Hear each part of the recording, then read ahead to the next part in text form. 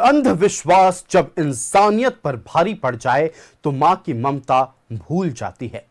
एक ऐसी खौफनाक वारदात झारखंड के हजारीबाग में हुई, जहां एक मां ने ही अपनी 12 साल की मासूम बेटी की जान ले ली, सिर्फ इसलिए ताकि उसका बेटा लंबी उम्र तक जी सके।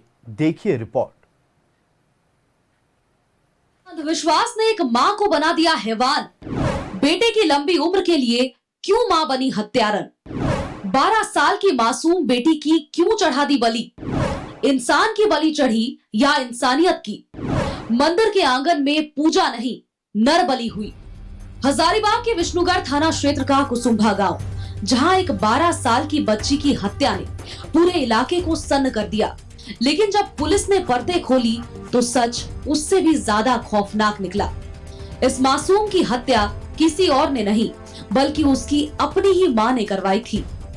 पुलिस जांच में सामने आया कि मां रेशमी देवी और उसके प्रेमी भीमराम और महिला तांत्रिक शांति देवी, तीनों ने मिलकर इस वारदात को अंजाम दिया। और कारण था इकलौते बेटे की लंबी उम्र और अच्छी सेहत की चाह, और इसके लिए रास्ता चुना नरबलि का। तांत्रिक शांति देवी ने इस बलि के बदले में सिर्फ 251 रुपए लिए और घर के आंगन के सामने, अपने घर के सामने मंदिर में तंत्र मंत्र और पूजा का सिलसिला शुरू हुआ। मासूम बच्ची को बिठा करके उसे सजाया गया, सिंदूर, टीका, काजल सब कुछ लगाया गया। लेकिन ये सजावट दरअसल मौत का इंतजार था। इसके बाद बच्ची को लेकर के जाया गया एक सुनसान जगह, जहां तंत्र मंत्र के दौरान भीमराम ने उसका गला दबा करके हत्या कर दी। पूरी वारदात को अंजाम देने के बाद शव को इस तरह से रखा गया ताकि मामला हत्या और दुष्कर्म का लगे। पुलिस के पास जब शिकायत दर्ज कराई गई तो बताया गया कि नाबालिग मंगला जुलूस देखने गई थी और जिसके बाद वापस नहीं लौटी। मामले को इस कदर सजाया गया ताकि यह मामला हत्या और दुष्कर्म का लगे। पुलिस के पास जब शिकायत दर्ज कराई गई तो आरोपी भीमराम ने हत्यारे को फांसी पर चढ़ाने की मांग की थी।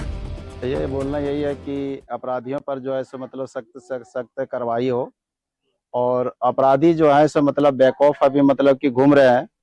और अभी जो मौजूदा जो सरकार है, हेमंत सोरेन की जो सरकार है, उनसे भी मैं कहना चाहूँगा कि सर, यहाँ झारखंड की जो बहू बेटियां हैं उस पर विशेष थोड़ा सा ध्यान दीजिए, और जो भी ऐसे मतलब कि घटना का इल्जाम दिए हैं उसको फांसी के फंदे तक चढ़ाइए।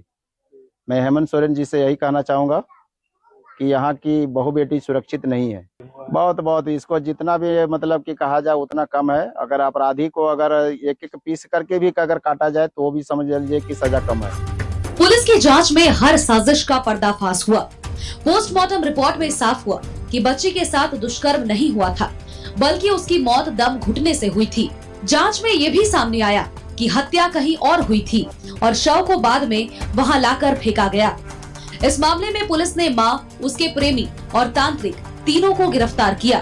वहीं राष्ट्रीय महिला आयोग ने इस घटना पर संज्ञान लेते हुए 3 सदस्यीय टीम गठित की, जो कि जांच के लिए मौके पर पहुंचेगी। अनुसंधान के दौरान हम लोगों ने पाया कि ये मामला तंत्र मंत्र, ओझा गुनी और से जुड़ा हुआ है, जहां पर एक भक्तिनी जो खुद को कहती हैं, और मैं ये भी बता दूं कि इनके जो पति थे, जिनका निधन हो चुका है, ईश्वर ठाकुर, वो भी पहले भक्त का ही यही काम करते थे, ओझा गुनी और भक्त का। तो उनकी जो पत्नी है जो भी ये काम कर रही हैं, इनके द्वारा मृतिका की जो मदर है, माँ रेशमी देवी, और जो भीमराम है, जो कि मृतिका के वहाँ के ही या मृतिका के ही गांव के रहने वाले हैं, इन तीनों ने मिलकर के इस मृतिका की हत्या की। बहुत ब्रूटल हत्या किया और बॉडी को एक जगह पे ला करके हत्या किया, जिसमें ये माना गया कि यहाँ भूत प्रेत का वास है, यहाँ रहता है, उसको बांधने के लिए। और मृतिका की माँ पिछले कई सालों से, कई महीनों से लगातार उस लेडी जो ओझा गुनी है, जो उसके पास आती जाती थी और उसे तंत्र मंत्र में सहयोग अपने कुछ प्रॉब्लम के लिए लेती थी। मामले में और भी कई बड़े खुलासे हुए हैं। रेशमी देवी अपने बेटे को लेकर के, उसके मानसिक स्वास्थ्य को लेकर के अक्सर परेशान रहा करती थी और इसी कारण से महिला तांत्रिक के साथ उसका संपर्क हुआ था। महिला तांत्रिक ने ही एक नाबालिग और सुंदर लड़की की बलि का रास्ता सुझाया था ताकि बेटा पूरे तरीके से स्वस्थ हो जाए। और यही वजह थी कि महिला तांत्रिक ने मां रेशमी देवी की बेटी की बलि के बारे में जिक्र किया था। घटना को लेकर पुलिस प्रशासन की कार्रवाई लगातार सवालों के घेरे में रही थी। यहाँ तक कि पोस्टमार्टम रिपोर्ट आने के बाद भी कई सवाल खड़े हो रहे थे, क्योंकि पोस्टमार्टम रिपोर्ट में कुछ ऐसा था ही नहीं जिस हिसाब से जाल बिछाया गया था। लेकिन आखिर में संयम से काम लेते हुए पुलिस प्रशासन ने अपनी कार्रवाई को एक अलग आयाम दिया और जिसके बाद सच का खुलासा हो सका। इस कार्रवाई के लिए पुलिस प्रशासन की जितनी भी सराहना की जाए वाकई कम होगी। हालांकि मामले का उद्भेदन करने के बाद प्रशासन ने परिवार को दी जाने वाली 4 लाख रुपए की सहायता राशि भी फिलहाल के लिए रोक दी है, क्योंकि अब सवाल पीड़ित परिवार का नहीं बल्कि आरोपी परिवार का है। सवाल सिर्फ एक घटना का नहीं है बल्कि पूरे समाज का है कि आखिर कब खत्म होगा ये अंधविश्वास और कब मासूम जिंदगियों की बलि चढ़ानी बंद की जाएगी। न्यूज़ 11 भारत के लिए हजारीबाग से फलक बिट्टू के साथ ब्यूरो रिपोर्ट। विष्णुगढ़ के कुसुम्बा कांड के खुलासे के बाद एक बार फिर राज्य की राजनीति गर्म है। हत्याकांड के एक आरोपी के बीजेपी से जुड़े होने के बाद अब सत्ता पक्ष हमलावर है। जेएमएम ने बीजेपी के खिलाफ मोर्चा खोल दिया है। इधर बीजेपी ने दोषी को फांसी देने की मांग की है। देखिए रिपोर्ट। कुसुम्बा कांड के खुलासे के बाद गरमाई सियासत। अब जेएमएम ने खोला बीजेपी के खिलाफ मोर्चा। राज्य में सड़क पर उतरे जेएमएम के कार्यकर्ता। बीजेपी पर दोहरा चरित्र अपनाने का लगा आरोप। यहाँ पर जो भारतीय जनता पार्टी का चरित्र है वो हमेशा से दोहरा रहा है और ये दोहरा चरित्र हमेशा उजागर भी होता रहा है। ये हमेशा मुंह की खाते हैं लेकिन फिर भी अपनी आदतों से बाज नहीं आते हैं। हजारीबाग के विष्णुगढ़ में 12 साल की नाबालिग की निर्मम हत्या के खुलासे के बाद एक बार फिर राज्य की राजनीति गर्म है। हत्या को लेकर जहां बीजेपी सड़क पर उतरी थी, वहीं खुलासे में बीजेपी नेता का नाम आने के बाद अब जेएमएम हमलावर है। बीजेपी के खिलाफ अब जेएमएम सड़क पर। जेएमएम और कांग्रेस ने बीजेपी पर निशाना साधा है। जितना जघन्यतम हत्याकांड है ये, रूह कांप जाता है सोच कर कि आखिर उस तरह के हत्याकांड को अंजाम देने वाला वो इंसान तो नहीं हो सकता, हैवान है। और वो हैवान किस दल से जुड़ा है? भारतीय जनता पार्टी। हाथरस से लेके कठुआ तक और कठुआ से लेकर के हजारीबाग के विष्णुगढ़ तक भारतीय जनता पार्टी का घृणित चेहरा सामने आया। ऐसे व्यक्ति को कड़ी से कड़ी सजा मिलनी चाहिए। वो खुद कह रहा था कि फांसी की सजा मिलनी चाहिए, तो अब उसको फांसी की सजा मुकर्रर होनी चाहिए। पुलिस ने दावा किया है कि अंधविश्वास में इस हत्याकांड को अंजाम दिया गया था। बेटी की सेहत के लिए एक मां ने अपनी ही बेटी की बलि चढ़ा दी। इस हत्याकांड में पुलिस ने मृतक लड़की की मां रेशमी देवी, भक्ताइन शांति देवी और भीमराम को गिरफ्तार किया है। भीमराम के बीजेपी से जुड़े होने की बात कही जा रही है। अतः बीजेपी ने भीमराम से किनारा कर लिया। हजारीबाग विधायक ने कहा है कि अपराधी अपराधी होता है, वो चाहे किसी पद पर हो। उन्होंने दोषी को फांसी देने की मांग की है कि अपराधी सिर्फ अपराधी होता है, न भाजपा का होता है, न कांग्रेस का होता है, न हिंदू होता है, न मुसलमान होता है। अगर प्रदीप प्रसाद उसमें दोषी होते तो वो भी अपराधी होते, वो भाजपा का विधायक नहीं होता। अगर इरफान अंसारी इसमें दोषी होते तो वो मंत्री नहीं होते, वो भी अपराधी होते। आज हमारे प्रदेश अध्यक्ष का नाम इसमें आता तो वो भी अपराधी होते। और जिस तरह से जितना सातिर वो भीमराम था, जिस तरह से मामले को घुमाया, उसको तुरंत फांसी मिलना चाहिए। या उसको इनकाउंटर भी होता तो हमको जरा सा अफसोस नहीं होता। ऐसे लोगों को दुनिया में रहने का कोई अधिकार नहीं है। हजारीबाग में भी अपराधी का मनोबल इतना ऊपर था कि एक 12 साल की लड़की का मर्डर करके बॉडी को चॉप करके कैमरे के सामने आकर के न्याय की मांग कर रहा है। और यही वजह है कि पूरे राज्य में अपराधियों का मनोबल जो है वो 7वें आसमान पर है। हम सरकार से मांग करते हैं कि जल्द से जल्द कानून व्यवस्था को दुरुस्त करे, ठीक करे, वरना भारतीय जनता पार्टी सरकार को कानून के मुद्दे पर इसी तरीके से घेरती रहे। यही नहीं, बीजेपी ने इस हत्याकांड में पॉक्सो की धारा हटाने पर भी सवाल उठाए हैं। देख रहे हैं कि पॉक्सो को इस पूरे केस से हटा दिया गया है, जो कई सवाल खड़े करता है। साफ साफ पॉक्सो के सेक्शन 3 में यह प्रावधान है कि किसी भी ऑब्जेक्ट को अगर प्राइवेट पार्ट में इंसर्ट किया गया तो वो पेनिट्रेटिव सेक्सुअल असॉल्ट के अंडर में आता है। पर क्यों प्रशासन ने इसको हटाया, यह सोचने वाली बात। कुसुम्बा में 12 साल की लड़की की निर्मम हत्या कर दी गई थी और इस मामले में पुलिस ने जो खुलासे किए हैं वो न सिर्फ खौफनाक है बल्कि इंसानियत और समाज के लिए सबक है। न्यूज़ 11 भारत के लिए हजारीबाग से फलक के साथ, रांची से इमरान, विपिन और अंजनी के साथ ब्यूरो रिपोर्ट। हजारीबाग के कुसुम्बा में मां की ममता शर्मसार हुई है। सबसे बड़ा सवाल, क्या अंधविश्वास आज भी मां की ममता से बड़ा है? क्या पुत्र मोह आज भी बेटी के प्यार से बड़ा है? सवाल यह है कि ये लोग जो ओझागुनी बने फिर रहे हैं, जो लोगों को गलत राह पर भटका रहे हैं, उनका इलाज क्या है? लेकिन फिलहाल एक बेटी दुनिया छोड़कर चली गई है। हालांकि पुलिस ने मामले का खुलासा किया है, आरोपी गिरफ्तार किए गए हैं, लेकिन सियासत थमने का अब भी नाम नहीं ले रही है। संवाददाता राकेश हमारे साथ लाइव जुड़ रहे हैं, सीधे राकेश का रुख करते हैं। राकेश, पिछले एक सप्ताह की अगर हम बात कर लें तो लगातार कुसुम्बा में बेटी के साथ जो हुआ उसको लेकर राजनीति अपने चरम पर थी। भारतीय जनता पार्टी की ओर से हजारीबाग बंद का आह्वान किया गया और अब जब केस का खुलासा हुआ तो एंगल कुछ और ही निकला है। दूसरी तरफ अब पूरी तरह से जो झारखंड मुक्ति मोर्चा यानी तमाम सत्तारूढ़ दल हैं, ये जोड़कर देख रहे हैं कि हत्यारा भारतीय जनता पार्टी से ताल्लुक रखता है और इस पूरे मामले की कड़ी निंदा हो रही है। सूबे की सियासत इस मामले के खुलासे के बाद से कितनी गर्म है, क्या कुछ बातचीत चल रही है, दर्शकों को बताएं।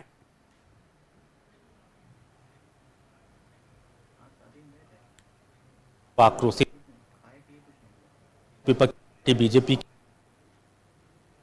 घटना को लेकर राज्य सरकार पर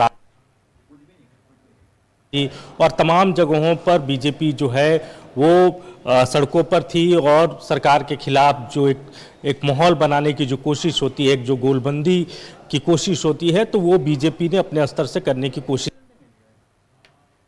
की। बीजेपी ने झारखंड बंद कॉल भी किया है 4 तारीख को। हालांकि अब चूंकि उद्भेदन हो चुका है तो ऐसे में क्या वो कॉल होता है कि नहीं होता है ये भी देखना होगा, लेकिन अभी तक की जो जानकारी है कि स्टेट बंद का कॉल जो है बीजेपी का आया। बहरहाल इससे इतर जो चीजें सामने निकल कर आई वो वाला और बेहद चिंताजनक भी है आयुष, चौंकाने वाला इस लिहाज से कि आप और हम शायद इस चीज को कल्पना नहीं कर सकते हैं कि एक माँ खुद अपनी बेटी की बलि दे और अपने पुत्र की चाहत में। तो ये बेहद चौंकाने वाला, बेहद हैरान करने वाला आप इसे कह सकते हैं, डरावना भी है और सामाजिक स्तर पर जितनी भी इसकी निंदा की जाए वो कम है। कैसे कोई माँ अपनी ही बेटी की, अपनी ही कोख से जन्मी हुई संतान को जो है उसका कत्ल कर दे, ये कल्पना से परे चीज है।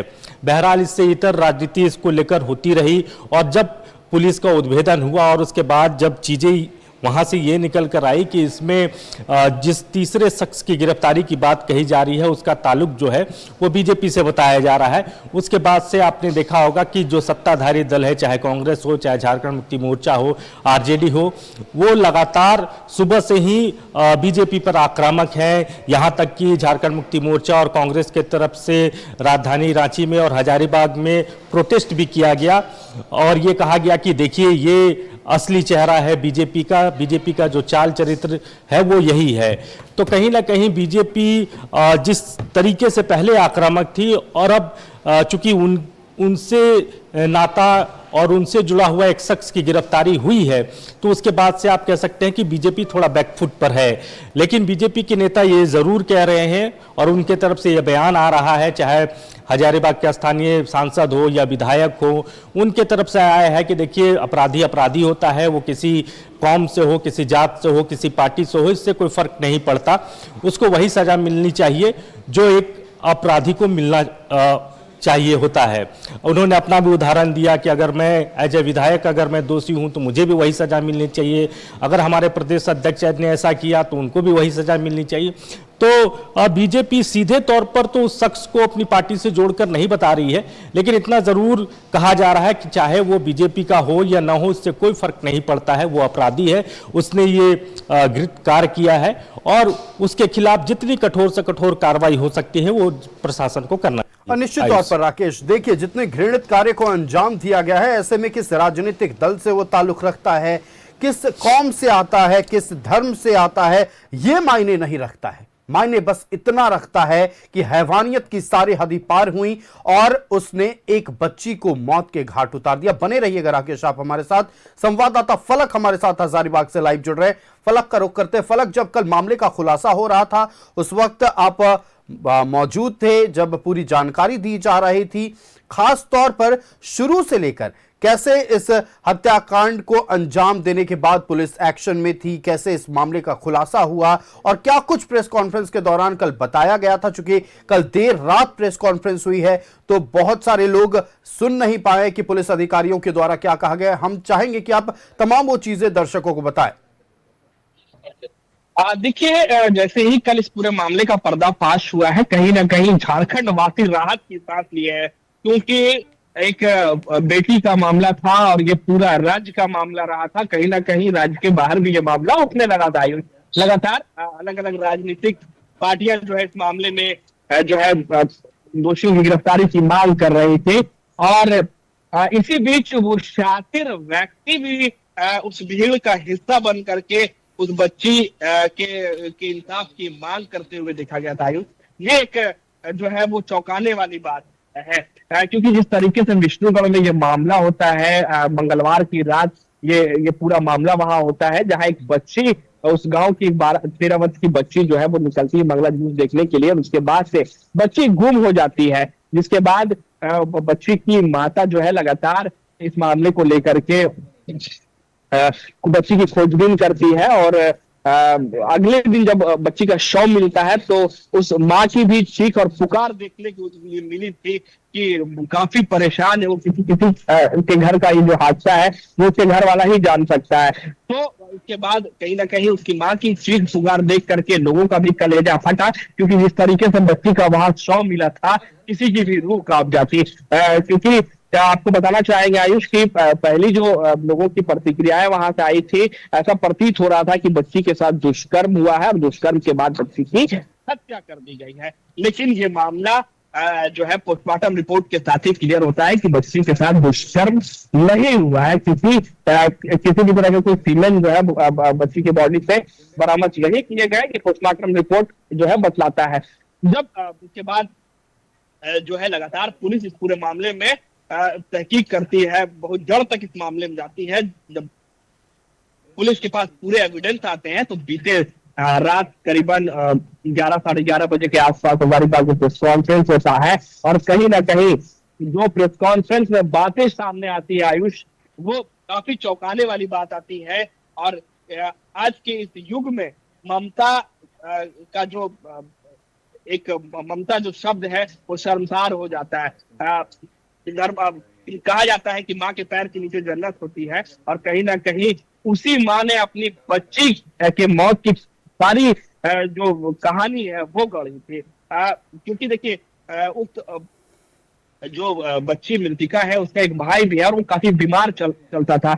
इसी को लेकर के महिला जो है गांव की एक जो ओझा गुनी का काम करती है उस महिला के संपर्क में वो आती है और उसके बाद कहा जाता है कि उस महिला को बताया जाता है जो भक्तिनी होती है उनके द्वारा कि किसी कुंवारी जो कन्या है उसकी बलि देने के बाद ही आपके जो दोष है घर में वो दोष मुक्त हो जाएंगे। उसके बाद से ही जो है बच्ची की माँ ये फिराक में रहती है कि आखिर अब ये पूरा मामला को अंजाम देने में। उसके बाद जो भक्तिनी होती है वो मंगलवार की रात बुलवाती है उस बच्ची को, बैठ करके जो है वहां पर पूजा अर्चना की जाती है, तमाम तरह की जो रिचुअल्स है वो किए जाते हैं। उसके बाद बच्ची को भेज दिया जाता है मंगला जुलूस, बच्ची मंगला जुलूस जाती है। उसके बाद जो भक्तिनी है उनके द्वारा बताया जाता है कि अभी सही वक्त है, यही वक्त में जो है ये पूरा जो काम है वो करना है। उसके बाद बच्ची को बुलाया जाता है, बजाते बच्ची के साथ फिर से पूजा वारदात को अंजाम दिया गया है। एक आम इंसान इसकी कल्पना भी नहीं कर सकता, इतनी खौफनाक वारदात। आप बने रहिएगा फलक। संवाददाता राकेश हमारे साथ न्यूज रूम से लाइव जुड़े हुए, राकेश का रुख कर लेते हैं। राकेश, देखिए कांग्रेस की अगर बात कर लें तो इस पूरे मामले को राजनीतिक एंगल देते हुए हाथरस और कठुआ से जोड़कर पूरे मामले को देख रही है और भारतीय जनता पार्टी पर उन्हीं तमाम दिनों की याद एक बार फिर दिला रही है। बिल्कुल आपने ठीक कहा। जैसे ही ये मामला प्रकाश में आया और आपने देखा होगा कि बीजेपी लगातार उस घटना को लेकर राज्य सरकार पर आक्रामक थी, तो जवाब में चाहे कांग्रेस हो चाहे झारखंड मुक्ति मोर्चा हो, उनके तरफ से कई ऐसे देश में इस तरह की घटना को उदाहरण दिया गया कि बीजेपी शासित राज्यों में किस तरीके से ऐसी घटनाएं जो हैं वो पूर्व में हो चुकी है। तो जवाब और उन जवाबों का आप कह सकते हैं पहले सवाल आए, सवाल से जवाब आए, तो ये चीज़ जो है वो लगातार चलता रहा।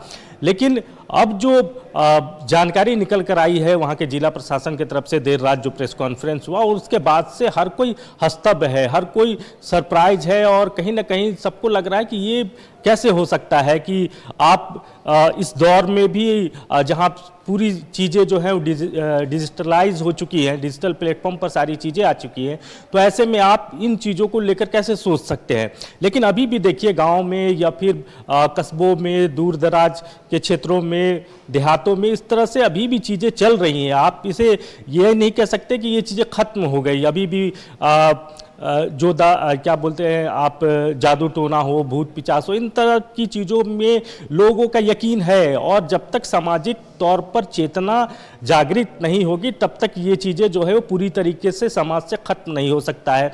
सरकार या जिला प्रशासन इसे कुछ हद तक ज़रूर कंट्रोल कर सकता है, लेकिन पूरी तरीके से खत्म तभी होगा जब आप, हम और तमाम वैसे लोग जो इसमें विश्वास रखते हैं उनको इससे निकलना होगा, सामाजिक चेतना उनके अंदर में जगानी होगी, और उसके बाद ही ये सारी चीजें जो है वो हट सकती है समाज से। आयुष, निश्चित तौर पर राकेश, देखिए जागरूकता की जरूरत है, और सामाजिक चेतना जब तक हर एक व्यक्ति के भीतर जागती नहीं है तब तक इस तरह के मामले, इस तरह के अंधविश्वास, कुप्रथा पर विश्वास करने वाले लोगों पर लगाम नहीं लगाया जा सकता। और साफ तौर पर वो लोग सबसे बड़े दोषी हैं जो अंधविश्वास को धंधा बनाए हुए हैं, जैसा कि एक महिला को गिरफ्तार किया गया।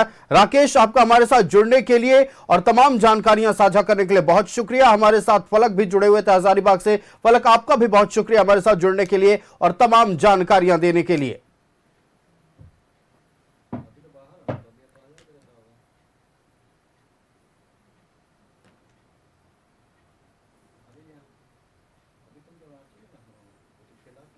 तो देखिए, कुसुम्बा में एक बेटी के साथ जिस तरह से खौफनाक तरीके से वारदात को अंजाम दिया गया था उसका खुलासा हुआ है, और अंधविश्वास एक बार फिर मां की ममता पर भारी पड़ गई है। एक मां की ममता पूरी तरह से लहूलुहान हुई है। पुत्र मोह में एक महिला ने ओझागुनी के चक्कर में पड़कर अपनी 12 साल की मासूम बेटी को खौफनाक मौत दी है।